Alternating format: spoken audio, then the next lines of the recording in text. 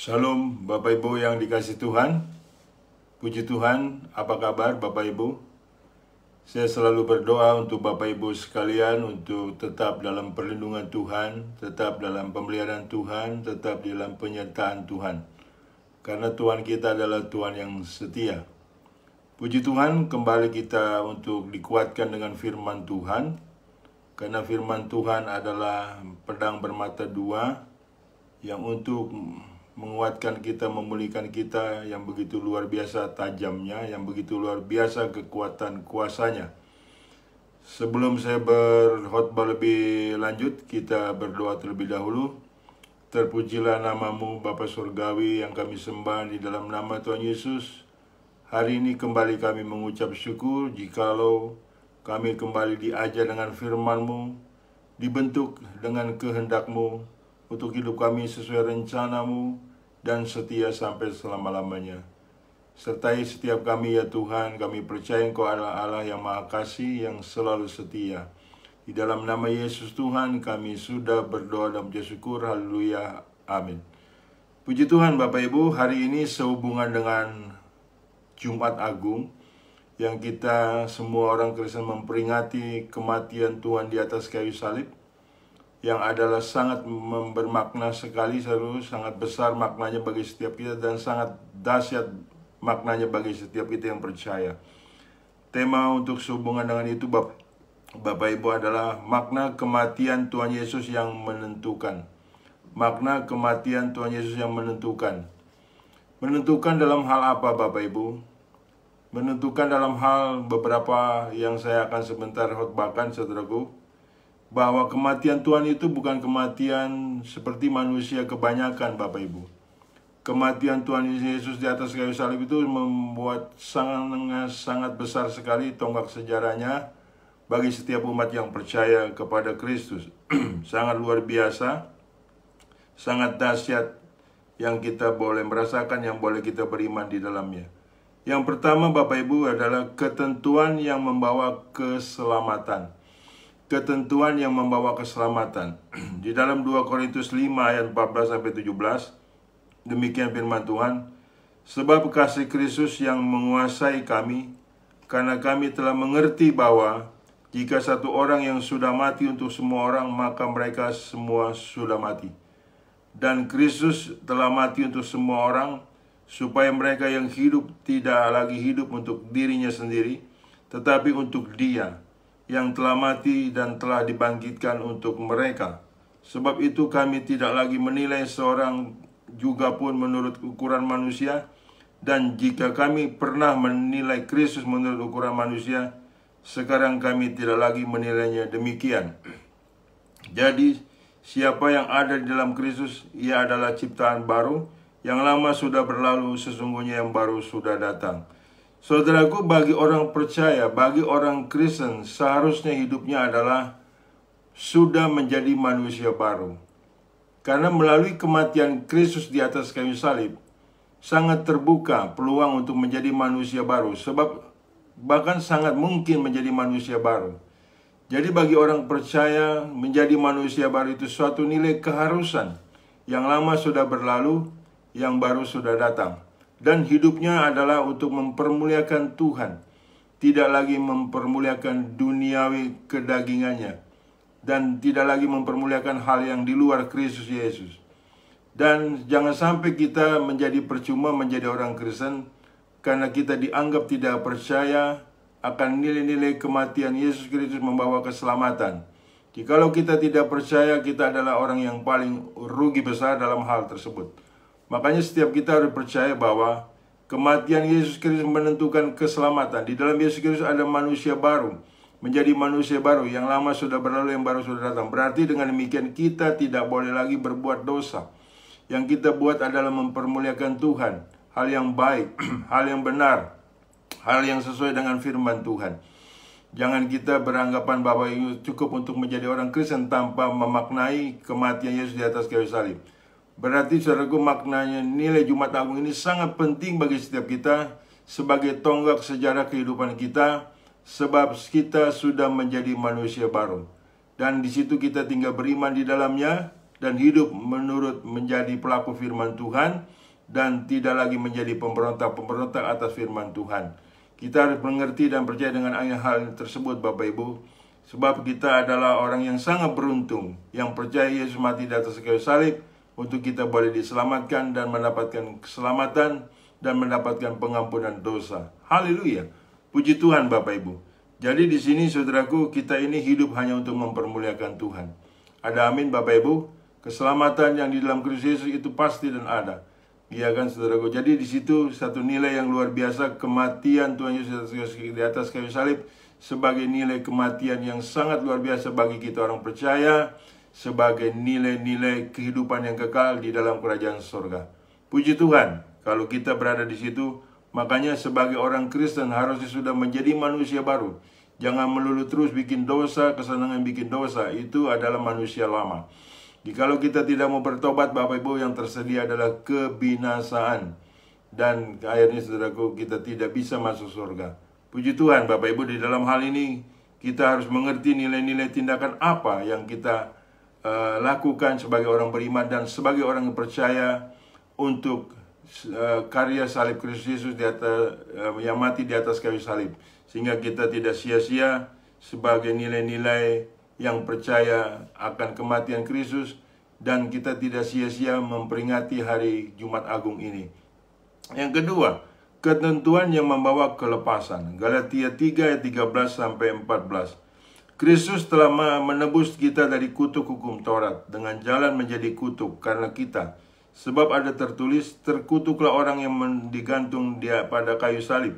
Yesus Kristus telah membuat ini supaya di dalam Dia berkat Abraham sampai kepada bangsa-bangsa lain, sehingga oleh iman kita menerima roh yang telah dijanjikan itu. Yang kedua, ketentuan yang membawa kelepasan. Saudara bisa dibayangkan, jikalau tidak ada karya kematian Yesus di atas kayu salib, manusia akan mati dengan kutuknya, dengan posisi yang terkutuk. Bisa dibayangkan, kutuk dari nenek moyang ditimpakan kepada anak cucu cicit semua keturunannya, bahkan terus sambung menyambung, ya kan, saudaraku, seperti benang yang tidak pernah putus. Nah, ini kondisi yang sangat mengerikan kalau kita tidak percaya akan nilai karya salib Kristus. Siapa yang menanggung kutuk kita? Ya kan, adakah orang tua kita? Tidak bisa. Adakah nenek moyang kita? Tidak mampu. Makanya, saudaraku, di dalam Yesus Kristus setiap kutuk sudah diputuskan, sudah dilepaskan bagi orang percaya. Jadi memperoleh kelepasan ini, saudaraku, sangat luar biasa. Sangat kita berterima kasih atas karya salib Kristus di atas, yang begitu luar biasa. Dia mati di atas kayu salib untuk membebaskan kita dari kutuk keturunan, dari kutuk manapun, kutuk apapun juga dalam nama Yesus. Makanya setiap kutuk, saudaraku, dipatahkan dalam nama Tuhan Yesus Kristus, dan kita hidup tidak di dalam kutuk lagi. Untuk itu, saudaraku, bagi kita yang percaya, janganlah kita mau hidup di dalam kutuk, alias kita bikin dosa terus, saudaraku, alias kita tidak mau bertobat. Dan dengan demikian kita seharusnya bertobat, Bapak Ibu. Karena di dalam kematian Yesus di atas kayu salib ada ketentuan kita telah terlepas dari kutuk, terlepas dari nilai-nilai kutuk nenek moyang. Seberapapun keturunan itu sudah terputus dari kehidupan kita. Sebab ingat baik, menurut Roma 3 ayat 23, karena semua orang telah berbuat dosa dan telah kehilangan kemuliaan Allah, dengan demikian kita tinggal menunggu saatnya maut menjemput. Saudaraku, siapa yang mau menanggung kutuk penderitaan kita? Waktu saya berdialog dengan papa saya, saudaraku, papa saya mengerti pada akhirnya, walaupun sempat tersinggung dengan ungkapan saya, kalau papa tidak terima Yesus, papa tidak bisa masuk surga, karena papa kondisinya dalam kondisi terkutuk. Dia marah besar sama saya, Bapak Ibu, tapi kemudian dia mengerti akan nilai itu 2 tahun kemudian. Itulah firman Tuhan tidak pernah kembali dengan sia-sia. Sehingga dia minta dibaptis dengan beralasan bahwa benar sekali omongan kamu, Denny, bahwa siapa yang menanggung kutuk saya? Saya tidak bisa menanggung kutuk kamu. Kamu tidak bisa menanggung kutuk saya. Yang bisa menanggung kutuk kita adalah Yesus Kristus di atas kayu salib, dan mati di atas kayu salib, dan menanggung segala kutuk penderitaan kita. Ada amin, Bapak Ibu. Puji Tuhan, kita sudah terlepas dari kutuk. Kita sudah terbebas dari kutuk. Dan kutuk ini tidak bisa dilepaskan dari hal berbuat baik, dari hal membuat derma. Tidak bisa, Bapak Ibu. Dari hal berbuat amal. Tidak bisa. Ya kan, saudaraku? Yang bisa adalah melalui karya salib Kristus Yesus, yang dia telah mati di atas kayu salib, yang telah membebaskan dari kutuk kita, dari kutuk-kutuk keturunan kita, kutuk-kutuk nenek moyang kita. Ada amin? Puji Tuhan.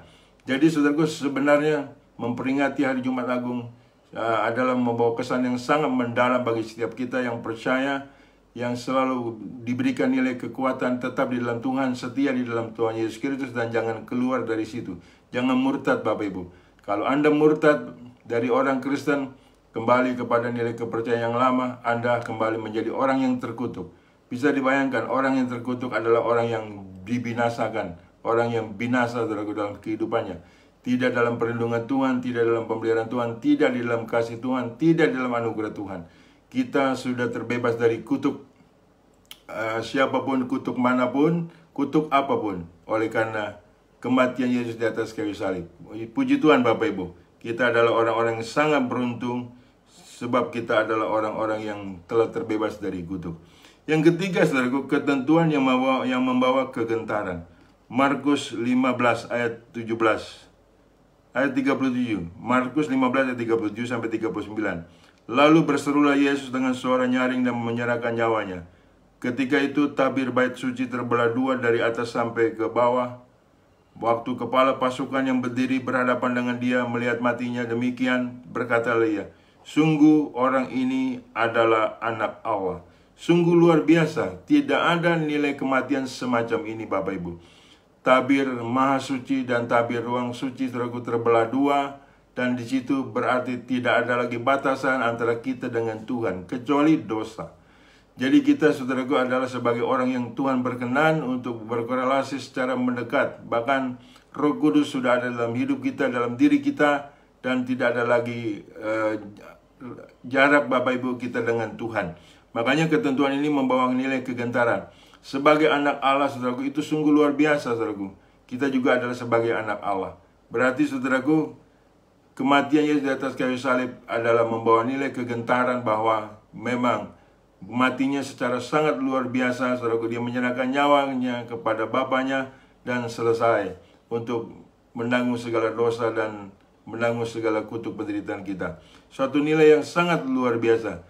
Ya kan saudaraku, tidak ada kematian semacam ini kecuali di dalam nama Yesus Kristus, yang membawa kegentaran bahwa sungguh bahwa orang ini adalah anak Allah.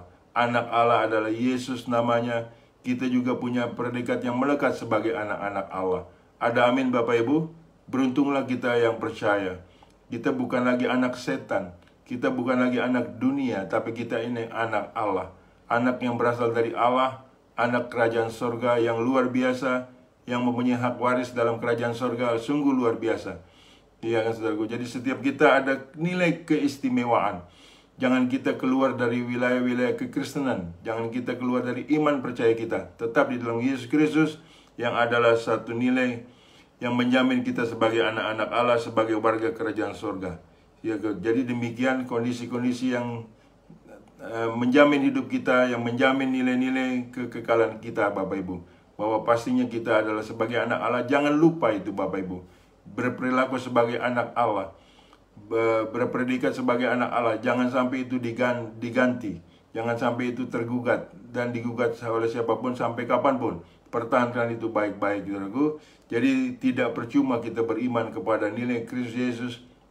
Tidak percuma kita memperingati hari Jumat Agung. Haleluya. Ada amin Bapak Ibu. Puji Tuhan. Keempat, ketentuan yang membawa kesembuhan.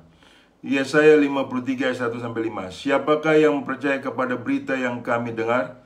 Dan kepada siapakah tangan kekuasaan Tuhan dinyatakan? Sebagai taruk ia tumbuh di hadapan Tuhan, dan sebagai tunas dari tanah kering, ia tidak tampan dan semaraknya pun tidak ada. Sehingga kita memandang dia, dan rupa pun tidak mungkin kita menginginkannya. Ia dihina dan dihindari orang, seorang yang penuh kesengsaraan dan yang biasa menderita kesakitan. Ia sangat dihina sehingga orang menutup mukanya terhadap dia, dan bagi kita pun dia tidak masuk hitungan. Tetapi sesungguhnya penyakit kita yang ditanggungnya, dan kesengsaraan kita yang dipikulnya. Padahal kita mengira dia kena tulah, dipukul dan ditindas Allah. Tetapi dia tertikam oleh karena pemberontakan kita.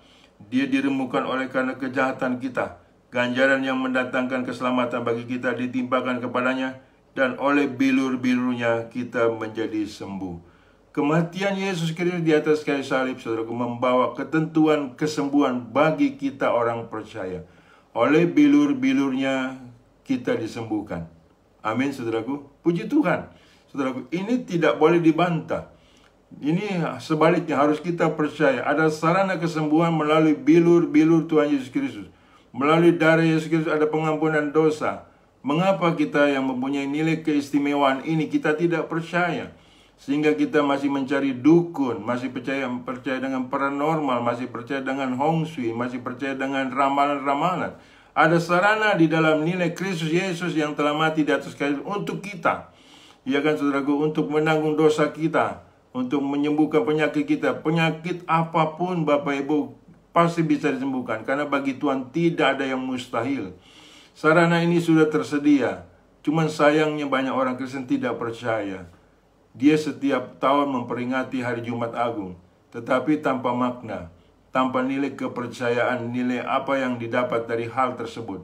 Sehingga pada akhirnya saudaraku menjadi orang Kristen yang tidak setia, yang tidak percaya akan nilai-nilai oleh bilur-bilur Yesus, mereka bisa disembuhkan. Sehingga mereka itu sebagai nilai-nilai orang yang murtad, yang jauh dari kehendak Tuhan, Bapak Ibu. Kita jangan sesat ya Bapak Ibu. Apa yang ditabur orang itu yang dituai. Setiap kita harus percaya, ketentuan yang membawa kesembuhan itu sudah mutlak. Oleh bilur-bilur Yesus, penyakit apapun Bapak Ibu. Jikalau Anda mempunyai penyakit apapun, dalam nama Yesus pasti Anda sembuh. Yakinlah itu, karena sudah ditanggung di atas kayu salib. Semua jenis penyakit, semua jenis penderitaan oleh Yesus Kristus. Jadi jangan sampai kita percuma. Terlebih lagi kita melakukan nilai perjamuan kudus Bapak Ibu, yang kuasanya begitu luar biasa. Dia akan melalui darah dan tubuhnya, saudaraku, kita memperoleh kesempurnaan Kristus. Kita memperoleh kesembuhan dari Kristus Yesus. Kita memperoleh satu nilai kemenangan dari Yesus Kristus. Kita sudah memperoleh kelepasan dari Yesus Kristus. Ada amin Bapak Ibu. Jadi kita harus percaya bahwa melalui kematian Yesus di atas kayu salib, ketentuan yang membawa kesembuhan itu terjadi atas setiap hidup kita sampai kapanpun. Puji Tuhan kalau kita percaya di situ. Ada sarana yang luar biasa. Kita jangan sampai kalah dengan persoalan kita. Mari kita kalahkan persoalan kita dengan kekuatan kuasa ilahi yang melalui kematian Kristus. Ada sarana itu yang sangat terbuka luas untuk kita raih, untuk kita percayai. Dalam nama Yesus Kristus, terpujilah nama Tuhan. Kemudian kelima, ketentuan yang membawa keadilan. Roma 5 ayat 17-21. Sebab jika oleh dosa satu orang maut telah berkuasa oleh satu orang itu, maka lebih benar lagi mereka yang telah menerima kelimpahan kasih karunia dan anugerah kebenaran akan hidup dan berkuasa oleh karena satu orang itu, yaitu Yesus Kristus. Sebab itu sama seperti oleh satu pelanggaran semua orang beroleh penghukuman, demikian pula oleh satu perbuatan kebenaran semua orang beroleh kebenaran untuk hidup. Jadi sama seperti oleh ketidaktaatan satu orang, semua orang telah menjadi orang berdosa. Demikian pula oleh ketaatan satu orang, semua orang menjadi orang benar. Tetapi hukum Taurat ditambahkan supaya pelanggaran menjadi semakin banyak. Dan di mana dosa bertambah banyak, di sana kasih karunia menjadi berlimpah-limpah. Supaya sama seperti dosa berkuasa dalam alam maut, demikian kasih karunia akan berkuasa oleh kebenaran untuk hidup yang kekal oleh Yesus Kristus Tuhan kita. Ini adalah rasa keadilan dari Tuhan. Oleh karena satu orang semua berdosa, oleh satu orang berdosa, semua berdosa, yaitu dari Adam. Semua berdosa. Tuhan itu adil Bapak Ibu. Oleh karena satu orang mengampuni dosa, yaitu Yesus Kristus, semua diampuni. Ini satu nilai keadilan Tuhan. Dan kita harus percaya di situ Bapak Ibu, bahwa Tuhan itu sangat maha adil. Ya kan saudaraku, dengan keadilan Tuhan kita percaya bahwa kita punya dosa sudah diampuni. Oleh karena Kristus Yesus sudah mati di atas kayu salib karena dosa-dosa dan pelanggaran kita. Makanya kita tidak bisa berbuat dosa lagi seharusnya. Kita jangan berbuat dosa lagi seharusnya. Demikian Bapak Ibu. Kita bertanggung jawab di dalamnya. Jikalau kita berbuat dosa lagi, saudaraku, apa artinya hidup ini dalam Kristus Yesus? Seperti Ibrani 10:26 dikatakan, Bapak, dari ayat 26 sampai 29, ya kan saudaraku, jikalau engkau dengan sengaja berbuat dosa lagi, saudaraku, singkatnya bahwa engkau telah menginjak-injak roh kasih karunia. Jadi setiap kita jangan sampai ada minat dengan berbuat dosa lagi. Ya kan, yang kita punya minat besar adalah mempermuliakan Tuhan di dalam kehidupan kita, sehingga kita tidak menjadi sia-sia akan nilai kematian Yesus di atas kayu salib, saudaraku. Tapi kita mendapatkan berkat, kita mendapatkan satu nilai pengampunan dosa, kita sudah mendapatkan nilai keadilan dari Tuhan, dan kita tidak bisa lagi mengatakan Tuhan tidak adil. Seringkali kan kita mengatakan Tuhan tidak adil, Bapak Ibu. Kenapa dosa nenek moyang saya ditimpakan kepada saya? Sekarang Tuhan adil. Dosa nenek moyangmu sudah selesai, sudah terputus di atas kayu salib, sehingga engkau tidak lagi menanggung dosa nenek moyangmu. Nah, di situ kalau engkau tidak bisa dan dosamu sudah diampuni, jikalau engkau sudah diampuni dosamu, hidupmu penuh dengan kekekalan, hidupmu penuh dengan kemuliaan Tuhan. Ada amin, Bapak Ibu, dan di dalam kekekalan. Setiap kita harus percaya dengan ini. Ini satu nilai yang sangat istimewa bagi setiap kita yang percaya, Bapak Ibu, sehingga hidup kita selalu dalam kemuliaan Tuhan dan mempermuliakan Tuhan. Sehingga pada akhirnya kita memperingati hari Jumat Agung tidak sia-sia. Kita mengerti makna Yesus mati di atas kayu salib. Kita mengerti bahwa kita percaya dengan apa yang Tuhan sudah lakukan benar-benar adalah satu nilai keberuntungan bagi setiap kita, satu nilai, saudaraku, berkat bagi setiap kita, satu nilai anugerah bagi setiap kita. Ada satu nilai kasih karunia bagi setiap kita. Betapa Tuhan sangat mengasihi kita, sehingga Dia rela mati di atas kayu salib untuk menebus dosa-dosa setiap kita yang percaya. Ada amin, saudaraku. Saya percaya firman Tuhan ini tidak pernah kembali dengan sia-sia. Firman Tuhan ini selalu menguatkan kita, meneguhkan kita, dan selalu kita setia di dalam jalan-jalan kebenaran Kristus Yesus. Saya berdoa untuk Bapak Ibu sekalian. Terima kasih ya Tuhan atas karya yang begitu sangat luar biasa. Engkau mati di atas kayu salib demi kami, demi untuk mengampuni dosa-dosa kami, demi untuk menanggung kutuk penderitaan kami, sehingga kami beroleh kasih karunia dari Tuhan, memperoleh keselamatan yang kekal, dan menjadi milik kepunyaan Tuhan. Kami sangat bersyukur dengan hal ini ya Tuhan, sebagai nilai tonggak sejarah bagi kehidupan kami. Yang lama sudah berlalu, yang baru sudah datang. Terpujilah nama Tuhan kekal selama-lamanya. Di dalam nama Yesus Tuhan kami sudah berdoa dan bersyukur. Haleluya. Amin. Bapak Ibu yang dikasihi Tuhan, terimalah berkat dari Allah Bapa, di dalam cinta kasih Tuhan kita Yesus Kristus, di dalam persekutuan dengan Roh Kudus-Nya, yang selalu menyertai kita mulai dari saat ini sampai Maranatha. Tuhan datang kali yang kedua menyebut kita dalam kemuliaan-Nya, dan kita pun layak menerima kemuliaan Tuhan dari kekal sampai kekal. Haleluya. Amin.